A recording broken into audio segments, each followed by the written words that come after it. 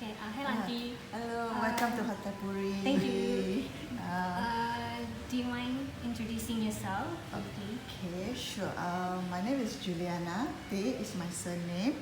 Okay, I'm a straight-born Chinese. My age, keep secrets, right?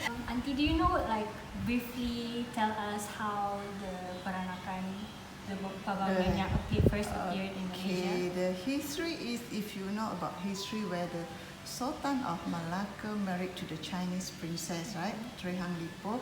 That is where it's starting the Baba and Nonya.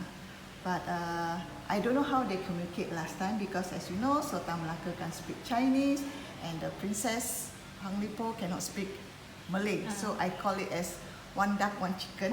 But there is where it's starting our ancestor, where is the peranakan is. Like for we are peranakan, actually we are Hokkien, but truly we also cannot speak Chinese. We have our own language, we call it mother tongue language. For Baba Nonya? Yes, for Baba Nonya. Like example, like saya is gua, a bit similar of Malay. We do take spicy foods, and there's originally Chinese they will take pork, but nowadays less. I mean, it's a mixed marriage, right? Yeah. Yes, but mostly they don't take beef. Okay, and for the Baba Nonya also we have our own traditionals, you know, like wedding styles, a bit different from the Chinese, what do you call the Chinese customs. So for the wedding ceremonies, okay, we have our own traditionals where they have a lot of preparations that we need to do. And for the wedding ceremony, it will take about 3 days before the wedding, especially for the brides, where she have to follow traditionally, or they call it pantang larang, of the customs that she need to follow. Example, like for the wedding costume itself, she have to wear, if I remember, about 3 or 7 layers of the cloth. Then only she will wear the original wedding costumes. Yes, and then the sanggol, if for Malay they call it like sanggong lintang. Originally it is very very heavy. Like as you see nowadays, modern youngsters, that's why they don't like to use or to use the traditional wedding. It's also quite expensive. We still eat spicy food as like a Malay cooking, and we eat also, we use tangan. So like mother tongue language is a bit similar to Malaysia. Even marriage also nowadays, mixed marriage.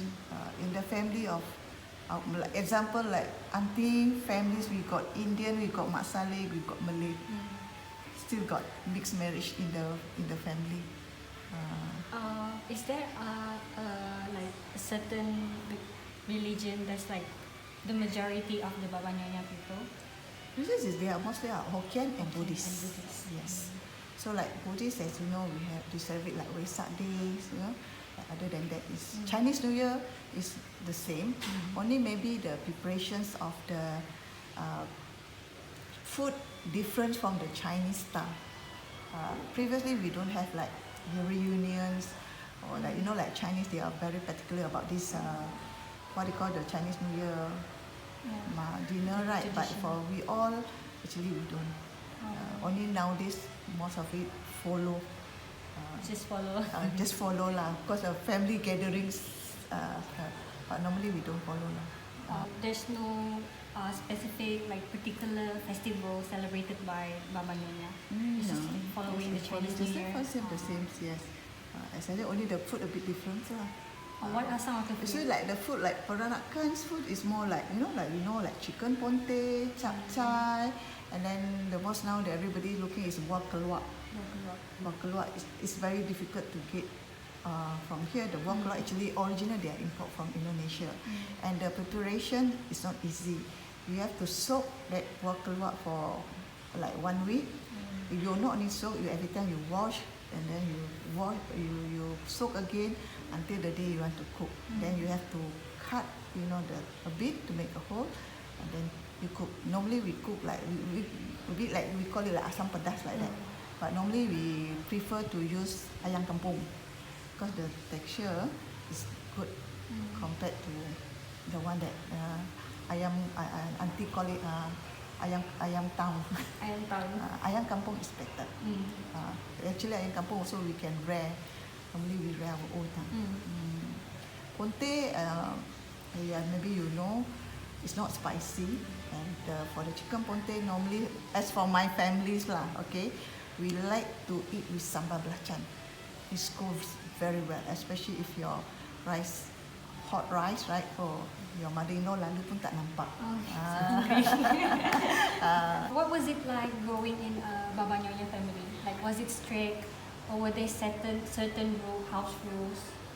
For me, my side, we don't have any strict rules like any like certain things like, especially like what we taught our children, right, for like to respect elderly, especially when the Chinese New Year come, but we still have to go, I mean, how to say, jongkok, right? We call jongkok to ask for blessings, because I've seen certain families, okay, the younger one only go and shake hand to the elderly people to wish like Happy Chinese New Year. For my family, regardless they are Malay, Indian or Mak Saleh, we still respect, follow the traditional way. As long as it's older. Yes, there is a must. I mean, for my side, for my families, the others, I don't know lah. Regardless of their religions, we still follow traditional way, especially on the Chinese New Year, how to respect elderly people. Because sometimes even my auntie do want to do that, but we force her. Because nowadays she said it's more modern type, no need to soja. We call it soja. Okay, soja means okay, you sit there, the elderly people, you know, bow to respect. So we still do that, even though my auntie don't want to. We want that way. We have to keep our traditional way. How modern you are. People might say we are old-fashioned, but for me or for my families, we still have to do that, because if not, later on the younger generations, they don't know how to respect elderly people. Yes, people nowadays say, oh, Happy New Year, share, but it didn't like, no, we feel funny. Younger people just go share with the elderly people. If normal days, okay, but for the Chinese New Year, as you know, that is a big day, right? For once a year we celebrate, and that's the time also, sometimes we only meet once I mean for the elderly people. Yeah. There's like Baba Nonya people in Melaka, and there are those in Pulau Pinang. Yes. There's no difference between the two? Maybe Penang was a bit difference of their Hokkien. Hokkien, or the language? I think, language. I think their language is what people say more lembut. Melaka one like bit rough, kasar. They okay, kasar, right? Like you know, Malacca language kan they also kawa, all this they all a bit kasar lah. But and then their language is a bit like say we all say, they all say what probably sekpui, or like we all say chapeng, a bit difference. But maybe traditionally a bit the same, a bit difference only. But then the way of their cooking also maybe a bit different from Malacca to Penang. So what are the things that symbolize Baba Nonya? Like the kebaya, right? Yeah, that's all kebayas like now. So mostly they just the kebaya. Yes. In your opinion, Auntie, is there any like unique things about the Baba Nonya culture? For me, unique thing is if we can maintain of the weddings, the traditional wedding of peranakan, they will be very good. Hopefully, as you know, we have a persatuan peranakan, but then that one is only when they have events only they will do, and also with the tarian peranakan. If they can maintain that, they will be very good. Because for me, we don't want to lose the traditionally, because nowadays, as you see, a lot of changes now. A lot of things like ceremonies, they do cut short. The potong pendek, that is what we call it, potong pendek only. Cut short all the modern modern things, yeah.